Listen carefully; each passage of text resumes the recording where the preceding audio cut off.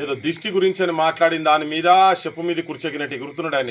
తెలంగాణ పరువు ఇట్లా, తెలంగాణ పరువు అట్లా, గట్టెట్లా మాట్లాడతారు బిడ్డ. నేను సినిమాటోగ్రఫీ మంత్రిని, నీ సినిమాలు అట్లెట్లా నడుస్తాయి ఇట్లెట్లా నడుస్తాయి అని మామూలు పోజు కొడతలేడు, భుజాన్ని తిప్పుకుంటా. ఆ నరాల వీక్నెస్ మనిషి కదా. అయ్యా బుద్ధి ఉండాలన్నా మీకేమన్నా. ఒక ఆడబిడ్డ నీ కాన్స్టిట్యున్సీలో భర్తను తీసుకుపోయి గంటల కొద్దీ బయట తిప్పి 6-7 సార్ల మూత్రం ఉచ్చదాగిపిస్తే దాని మీద ఒక్క మాట కూడా మాట్లాడతలేవే. నీ ఇంట్లోకి అట్లా జరుగుతాయి. పిల్లల మీద చిన్న పిల్లలు, బడిపోయే పిల్లలు, వాళ్ళు మా నాయనేడి సాగు బతుకుల్లో ఉన్నదని తెలిసి వాళ్ళు రోజు ఏడుస్తుంటే కూడా నీ కనికరం రాలి, ఒక్క మాట కూడా మాట్లాడతలేవే.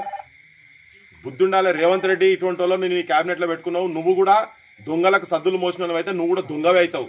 నువ్వు ఆల్రెడీ దొంగవే. నువ్వు హోమ్ మినిస్టర్ కాబట్టికే నీ మీద ఆ బాధ్యత ఉంటది. ఎక్కడెక్కడ తీసుకుపోయినరో ఏందో ఇప్పటికీ వారం రోజులు అయిపోయింది తనని తీసుకుపోయి. వారం 10 రోజులైంది ఆల్మోస్ట్.